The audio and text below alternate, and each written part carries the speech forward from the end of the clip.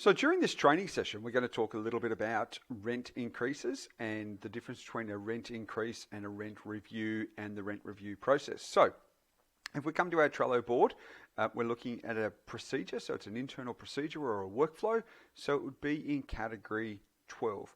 Now, at the moment, we've got this down as number 11. So it's category 12 and task or procedure number 11. How to manage a rent review with an existing renter and the rent review procedure. So we're really looking at this being an as part of the ongoing process of managing the tenancy.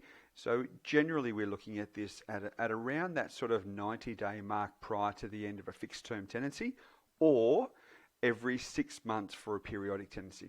So here's the card. There's 119 checklists and there's a couple of attachments in through to there, which I'll go through. And I've opened one up here already, and there's a whole series of links that I've already opened up across the top here. You'll see as we go through. So the first one is there is a written document. So there's a procedure inside of here, and let's just go through and find that. It is here. So how to manage a rent review procedure. It's been updated, version 3. It was updated just recently, the last couple of days, so May of 2022. And if you have a look in through to here, and of course for your agency we can modify the name and also the branding. But at the moment we've got it here as, so for example, that would be your agency's details there, and this is the base template. The InDesign file will be part of the Trello board. Okay, so it was first written in August of 2018, then we had version 2, and now we're sitting on version 3. And this is really the version control method we would like to look at, so that at all stages we know if we're using the right document, because we're actually tracking it.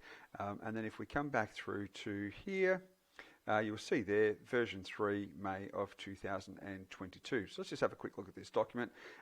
Everything that's sitting inside of this PDF is exactly what's sitting inside of the Trello card, except for the links and the attachments, of course. So this is very, very easy for you to be able to actually, if you're either training staff, looking at recruiting a brand new staff member, or just wanting to run a refresher course, this would be a really easy document. Print this one off for the team to go through and review.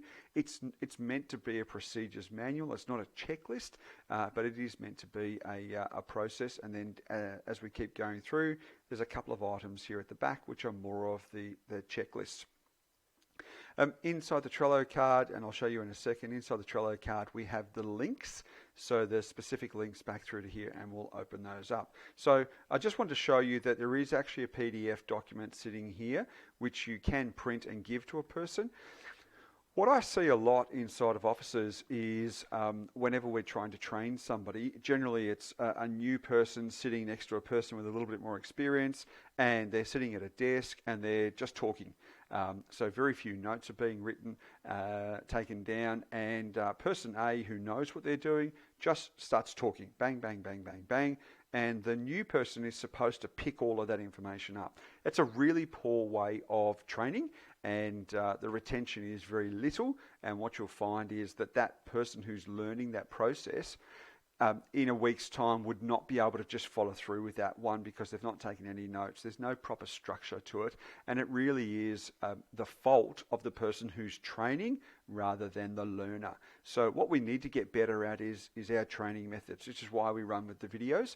So this is really easy to be able to then sit down and say to a person who has to run through this task, before we go and do the training, what I want you to do is watch the video. What I want you to do is go through all of the sections and all of the links. I want you to be really familiar with those. What I want you to do is to read through the procedures, so step 1 all the way through to the end.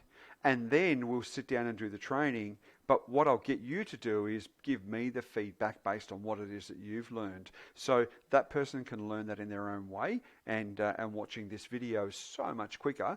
And if they don't quite get it, they should also still be taking notes, but use the step-by-step process. If they don't quite get it, what they should be able to do is then refer back through to their notes. And it should always be in any training is that show the person once, then show them a second time step by step. So show them once, full version, full speed. Then show them a second time, step by step, get them to write notes. Then get them to do it off their notes. That's how you're going to get some proper efficient training. Okay, let's just go through this. So here is the procedure sitting inside of here. Let's just go through the document itself. So it's applicable to all property management staff, administration staff, reception, business development, and any of the temp staff, and more importantly also the outsourced team as well. This is where the video is going to live. If you're looking at the actual rules specific through to rent increases, go to 3612. So across the top here, as I said, we're in section 12 now. Inside the Trello board, you'll be able to actually find the specific sections of the Act around rent increases. So this is really the review process rather than the increase. Now we're going to go through into the different sections, and there's a lot of resources here. So let's just have a look at them first before I start going through across the top. So we've got the Consumer Affairs Rent Increase website page. That's linked in through to here. Then we've got these sections. Now, this is what I was saying before around training. Really, really important. If I go to a property manager that has a lot of experience, I should be able to refer straight through to the sections. You know, section 44, section 45, 46, 47, 48, 49, and Reg 21. I should be able to use that language and they understand that. Now, a brand new person, not necessarily so.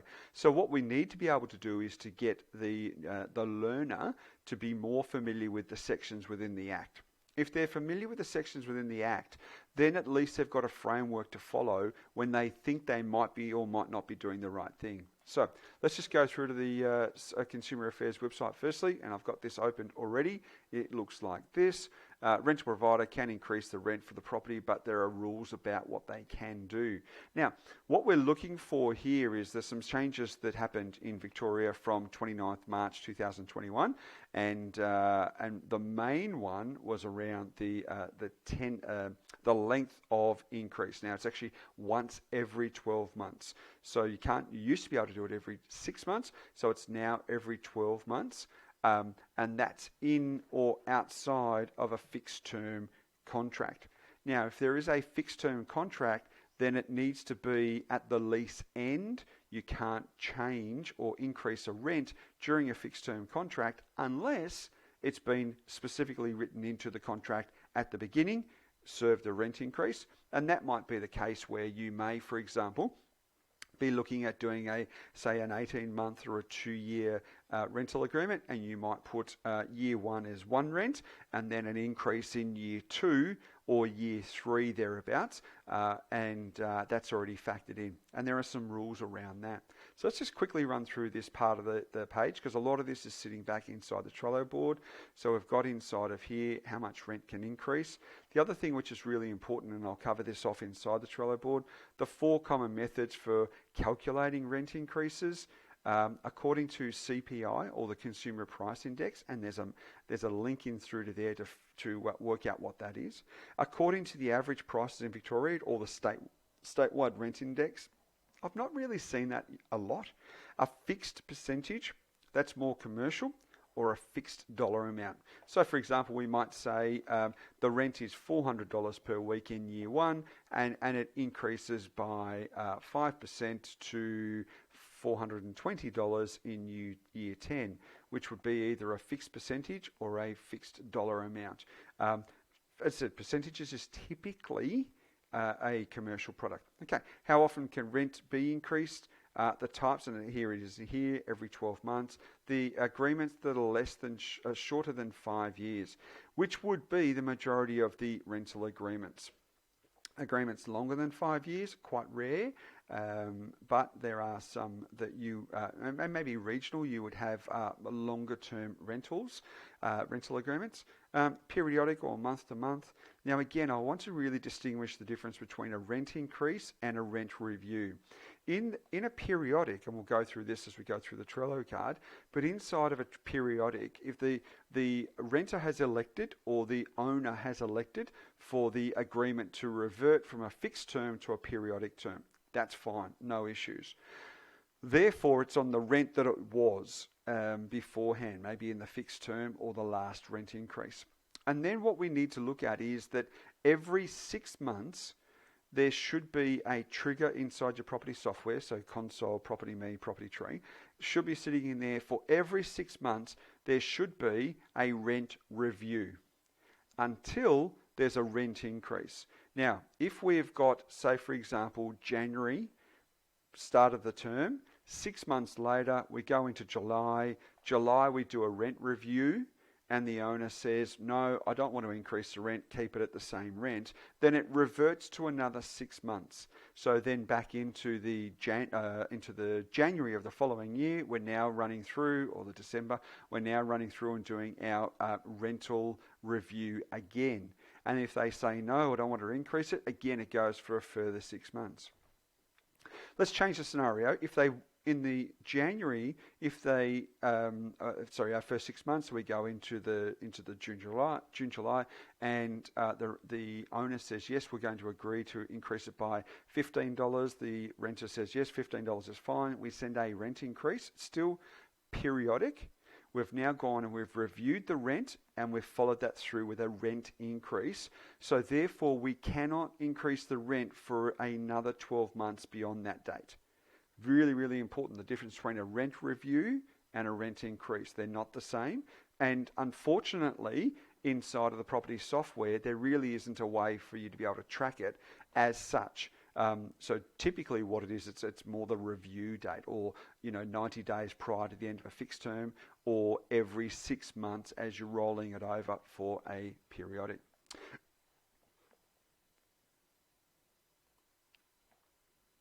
There's new rules around the way in which the rental provider must inform the renter. So I'm trying to get the language right. So the landlord must inform the tenant in the correct method, and they are with the right documents. And we have the first one here, notice of proposed rent increase, and it is here. Okay, so this document's attached to the Trello card, section 44.1. It's the right document. Now, if you are using the incorrect document, the non-prescribed, or your own form of document, or something else that's not this, it is invalid. So it needs to be a prescribed document, and it needs to be the correct one. So I'm going to remove that back off through to here. So this is for a residential rental. And then we've got the next one for rooming houses, for those that actually manage rooming houses. Inside of here, same thing. It's a section 101.1.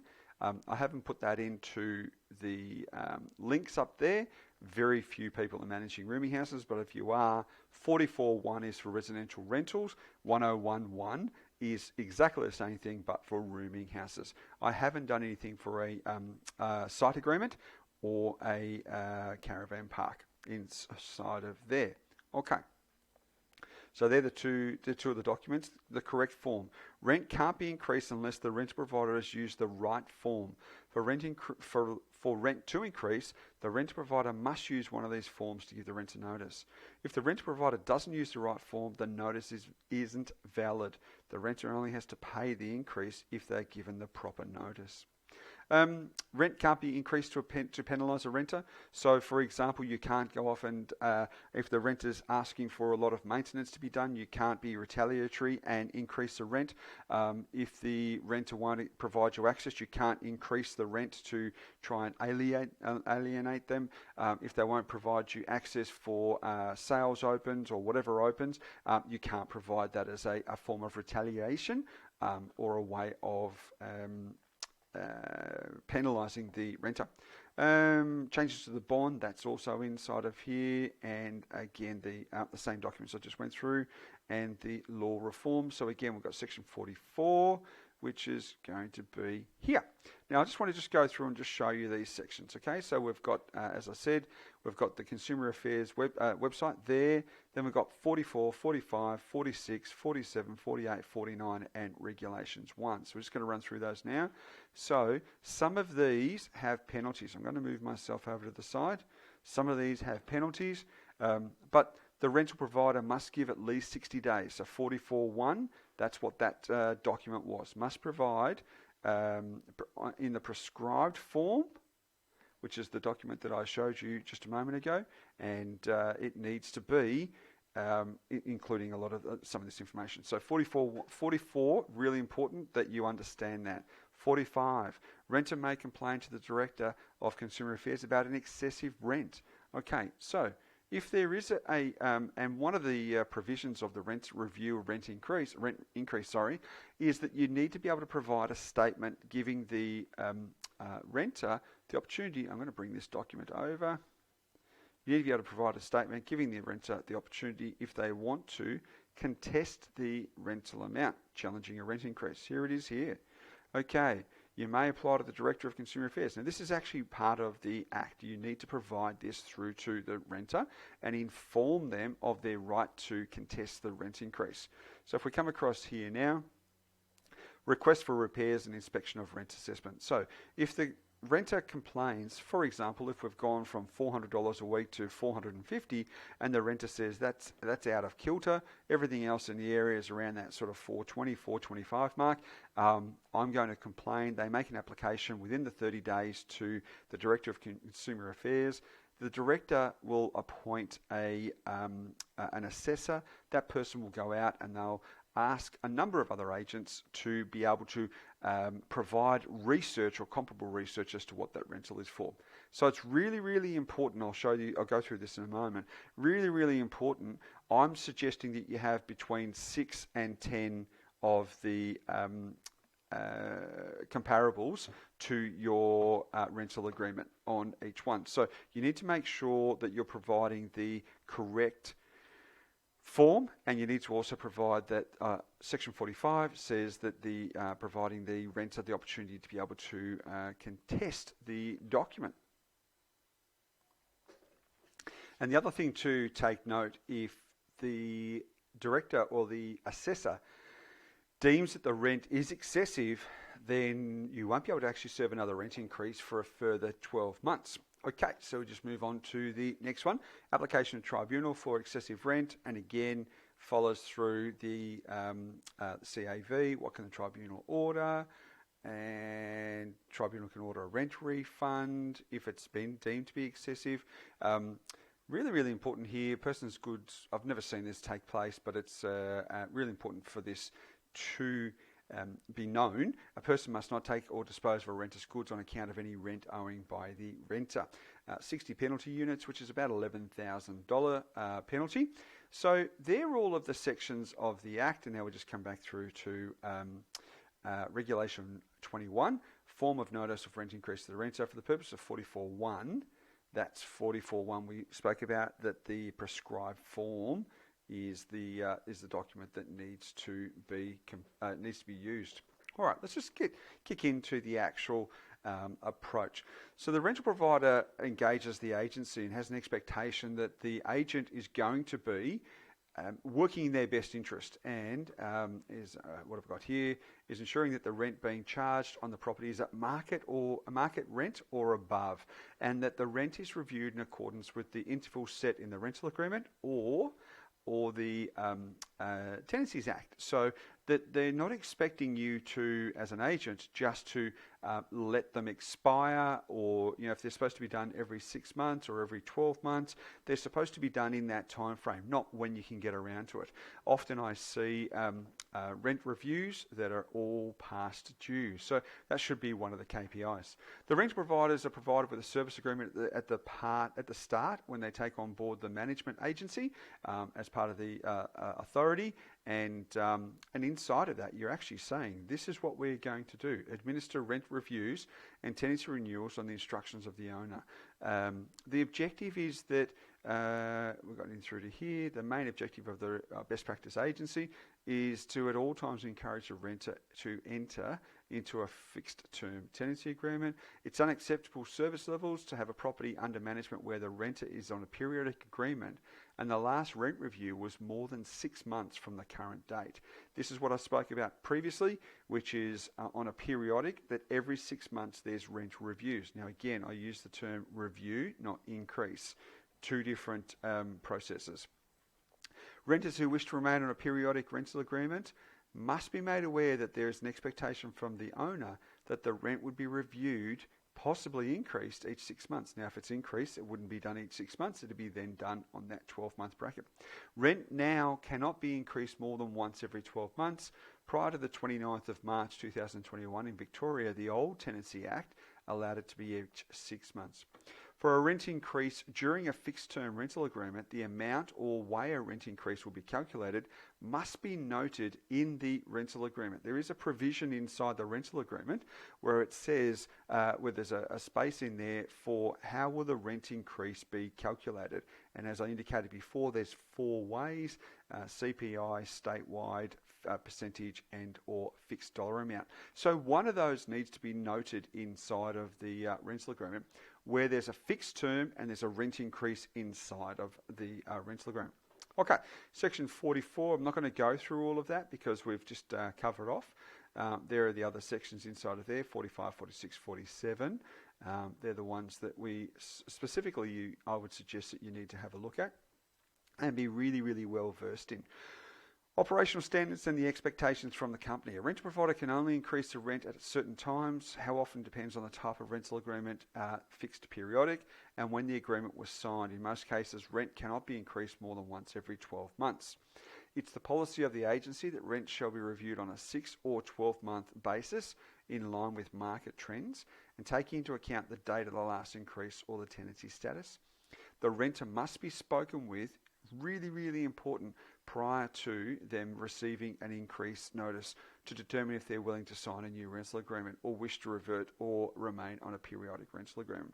Now, we're talking about the whole process of managing rent reviews. This is what we're doing inside of here. So open communication is critical. You need to be communicating through to the rental provider, find out what their instructions are, what their plans are for the property, but also then speaking and liaising with the renter.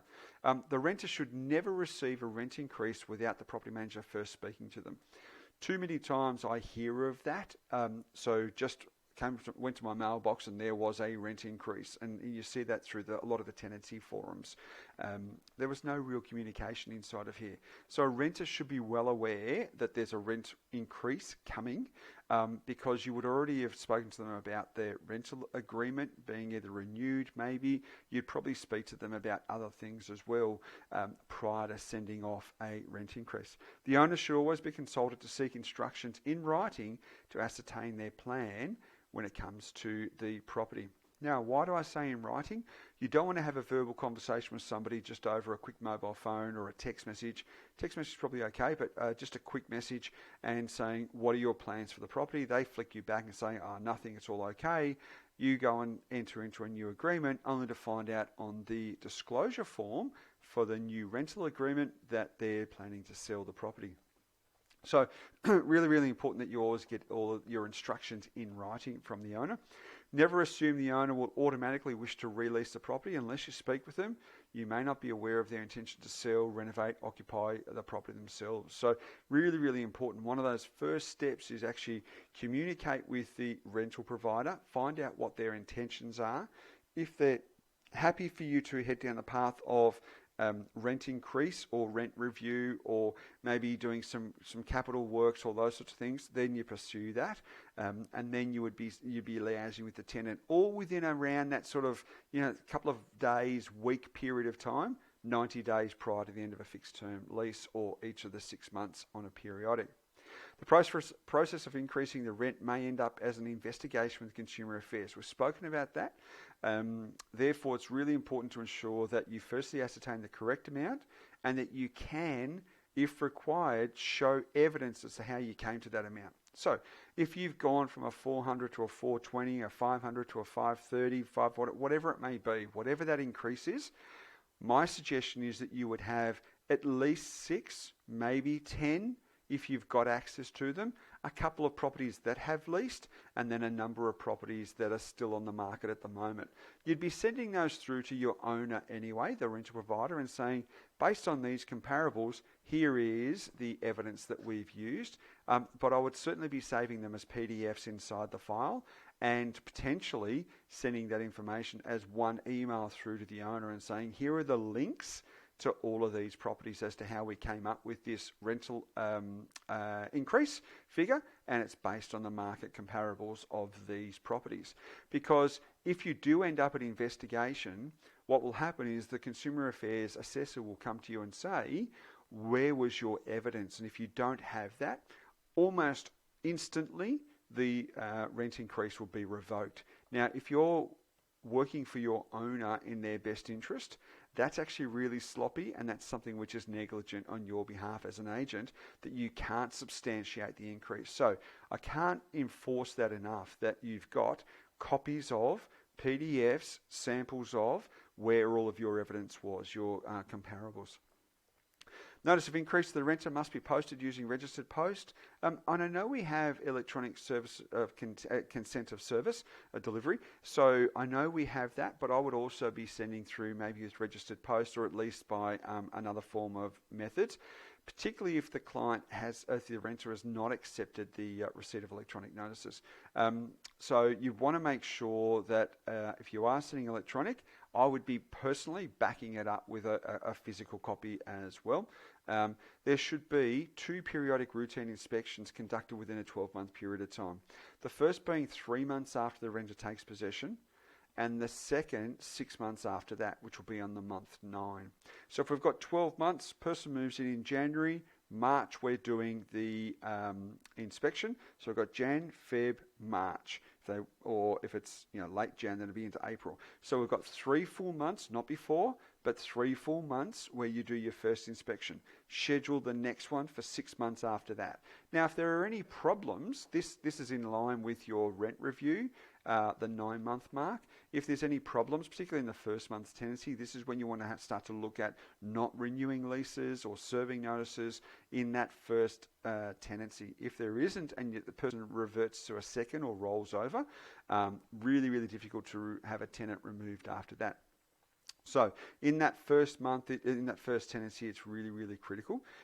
Allow that sort of 2 to 3 weeks, it should be less, to negotiate between the tenant, the owner, but we've got the 90-day period. So if you've got a 60-day notice, we've got 90 days where we've allocated prior to the end of the fixed term, or 90-day beforehand, we start managing the negotiations, the comparables, and liaising with the rental provider and the renter, and then we serve notice. The 60 days is minimum, so I would be serving somewhere in the order of 70 thereabouts, and that gives you plenty of time.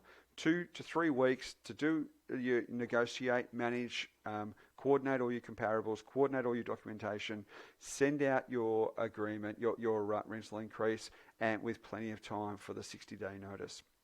At the commencement of the tenancy, while entering into a new renter, rent review should be, this is in property management software, rent review should be scheduled 3 months, 90 days prior to the expiration of the date. We've been talking about the 90 days, and it also should form part of the monthly KPIs.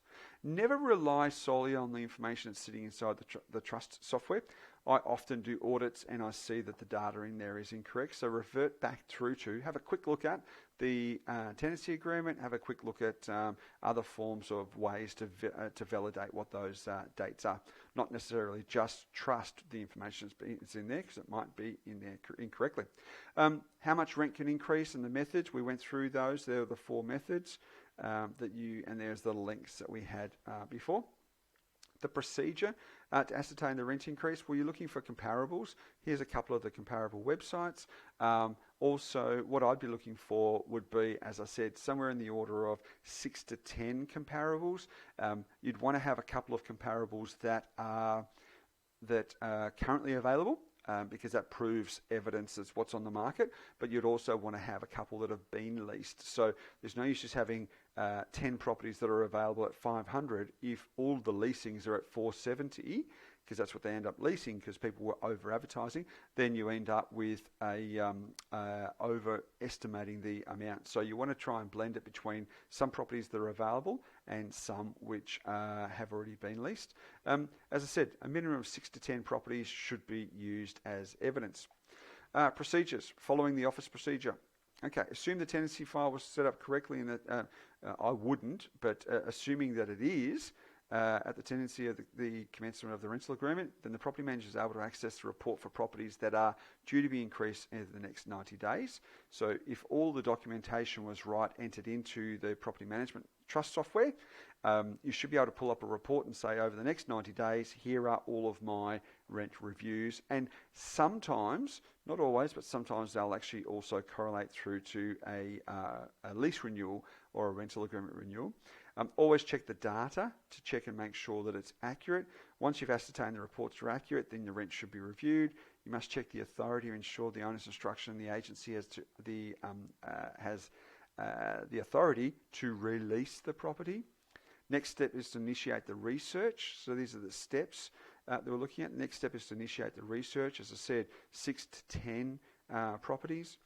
Once you've prepared your research, then you must contact the owner by telephone, not email.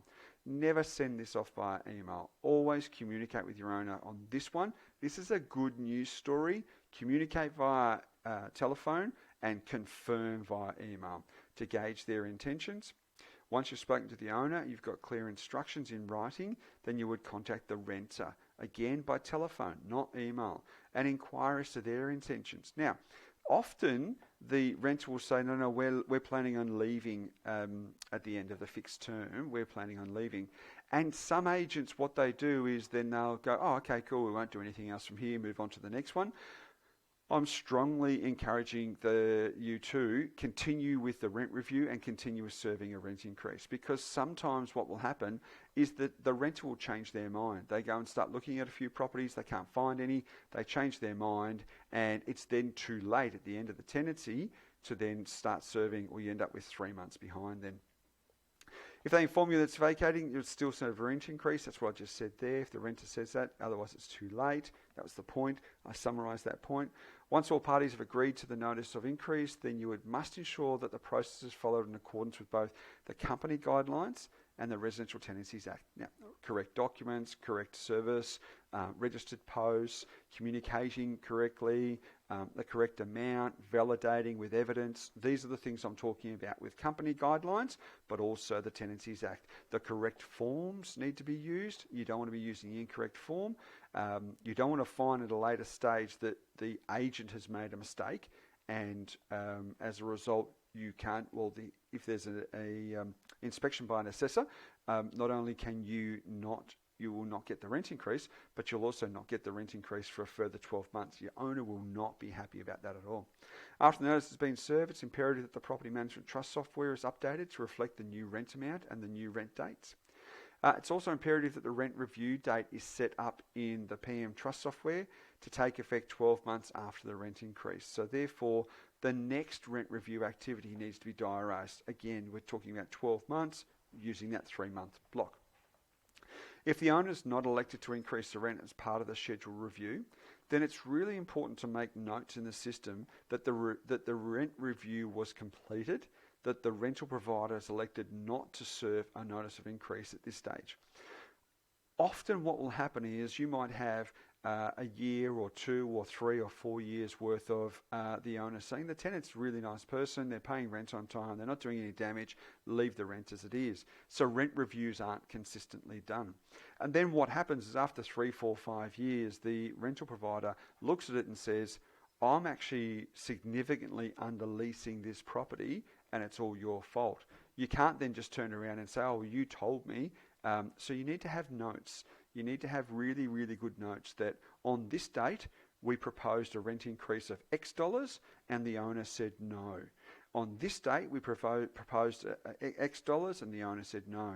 So just because the owner says no to the increase doesn't mean the review isn't completed and then satisfactorily closed off. The task is closed off and then renewed for the next period. When a review was conducted and no increase was served, then the next scheduled rent review needs to be set for 6 months, not 12 months. It's only the 12 months when there's a rent increase. Rent reviews can be conducted each 6 months during a periodic agreement. However, once an increase has been served, then the next scheduled rent review must be for the 12 months. Rent increases during a fixed term. The rent cannot be increased during a fixed term rental unless it states it at the beginning during the tenancy agreement, in the tenancy agreement, that and it's agreed to by the rental provider and the renter that there will be an increase, you need to specify the amount, and the amount needs to be exactly as per whatever the rental agreement states, and the formula. The rental agreement specifies the method it will be used, and that's really important. If it's not, then the rent increase cannot take effect. Procedures for the rental provider. Check the management authority. Make sure you've got an updated management authority before you go and do rent reviews. These are great triggers. So don't think that as a property manager, your whole approach to a rent review or a rental increase is just ticking the box on that. So we're also looking at, it should be an opportunity for you to be able to then go back and look at the file, audit the file, have a look at the management authority, have a look at the owner's instruction forms. If you are looking to do a rental lease renewal, rental agreement renewal, if you're looking for that, then you'll need to also get an updated disclosure form. It might be an opportunity for you to have a look at your minimum standards. It might be an opportunity for you to do some capital works as well. It's an opportunity to also have a look at fees. This is a great chance. If you're increasing the rent, you might be wanting to increase fees, or add a new fee schedule where you've got a wider range of ancillary fees. But that's also part of the process, so we're ticking that one off. You must have instructions from the owner in writing. Telephone conversation is not enough on its own. It must be clearly stated that the owner is giving these instructions to rent on their behalf.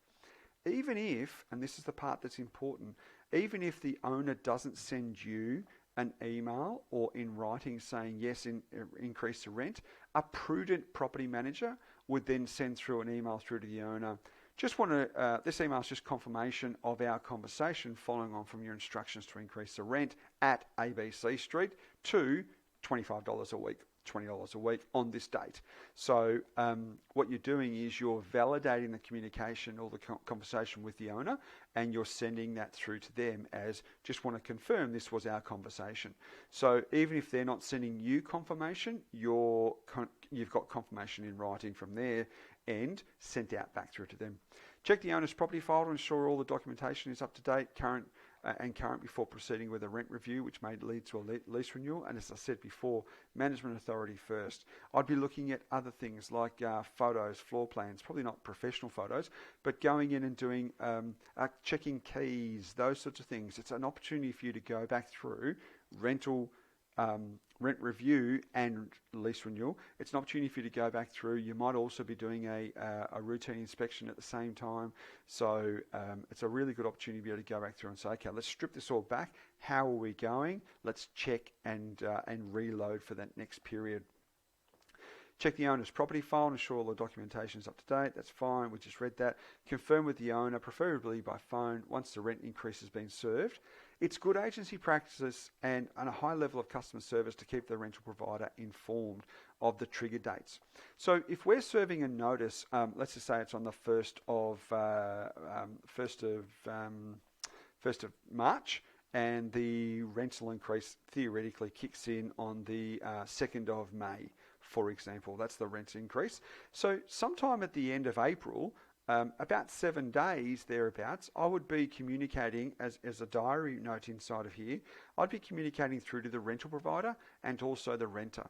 So I'd be sending through setting up a diary note or an appointment in my diary, saying that 7 days, week beforehand, to the rental provider, hey, just wanted to let you know the work that we did 60 days ago, next month you should have. Look out for the rent increase. It'll be an extra $25 a week, another $100 for the month, thereabouts.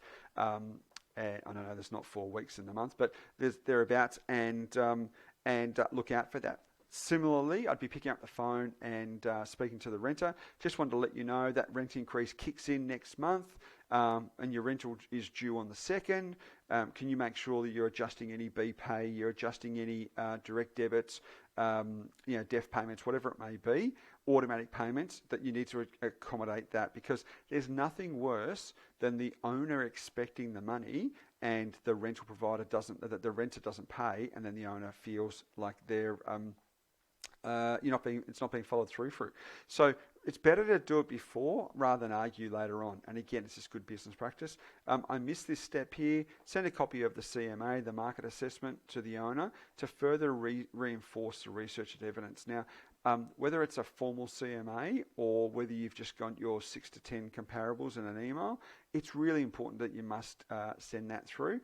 And again, it's important that you've got this on file if you are ever investigated at a later stage. Procedure for the renter: send a copy of the notice to the renter by registered post or normal post, attaching and also electronically if you've got that. That might seem like overkill, but I'd much rather send it by all of the methods than just by one and then it be contested later on. And then you go to VCAT and VCAT says, well, the renter didn't see it, for example. Enter the increase into the property management trust software with the new amount and the dates. Make sure the copy of the rent increase is saved in the renter's file is a copy of the signed original document, not a blank duplicate printed. Now, what do I mean by that? Often when I'm doing audits of property files, what I see is inside of the rental file. Firstly, very rare is there a rent increase even in the file. You never see that. But what I do see often is just a duplicate of the blank, not the sign, not the physical one that went out to the tenant. And you can't use that at VCAT. You can't go to VCAT with a blank document and say, this is what we printed off from VCAT. We sent a copy of this and it was signed and dated, but we don't have a copy of that. So you're saving the registered post slip, you're saving a copy of what I'm doing is I'm getting a photocopy of the original that was sent.